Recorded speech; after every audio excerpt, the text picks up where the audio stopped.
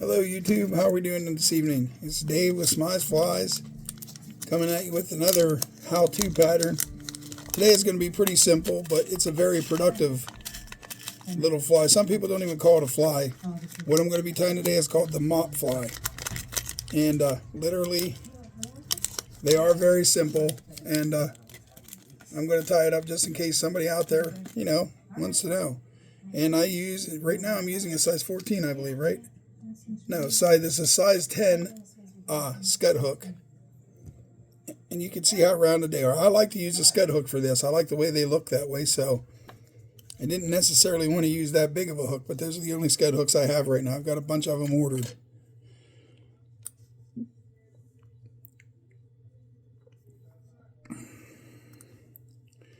Okay.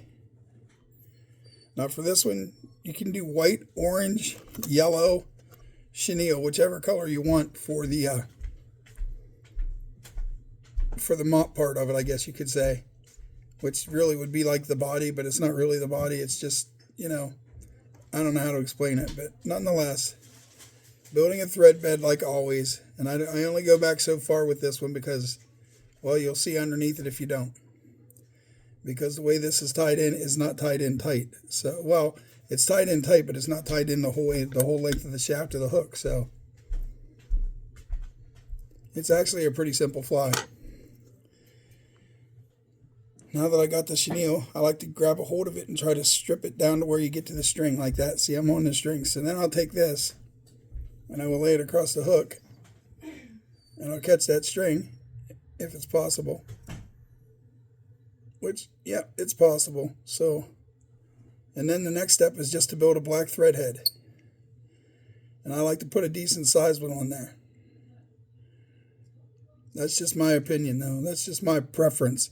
You guys can do it however you may want to do it, whatever works for your local area, because things change from area to area. And what you do from here is you just kind of pick the length. But that's even a little longer than I like them to be because there's no need for it. So I'm going to cut a little shorter yet. Something like that. And I'm going to take it and I'm going to continue to build the head up because I kind of want to see an even transition from the thread to the body. And there you have it. That's it. That is a mop fly. And yes, they do catch fish, believe it or not. They work rather well. Rather well. My buddy caught a 17-inch brookie on a lake that doesn't have very many brookies this year. Well, last year. And he caught it on this white mop fly, so he had me tie him 24 of them. So I went out and bought the stuff to do it, and this is what I have left. So I figured I'd do this today. There it is. There you have it. Very simple, very easy pattern. May not look like much. I'd imagine they might think they're wax worms. That would be my guess. So what I like to do with everything is I like to either use head cement or UV resin. I'm going to do the UV resin because this UV craft resin that I use like to soak right into that thread. And if you watch, you'll see it soak in. You can see it for yourself. Look, it already did. And it'll make one heck of a hard head. Like, it's not going to break or go anywhere.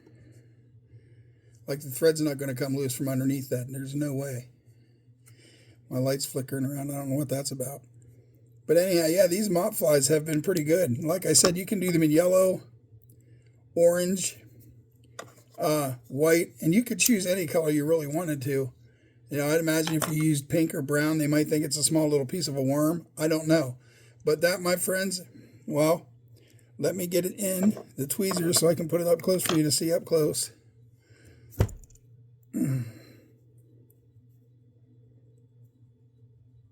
What will happen is when this hits the water, this will lay back. It'll get wet and lay back against the shank.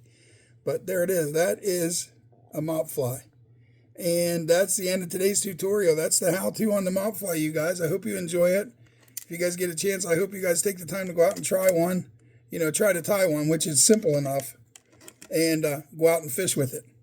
Especially you new tyers. If you're a new tyer out there and you want to catch a fish on one of your flies, this would be about the easiest one for you to tie and the easiest one for you to catch it on in the end.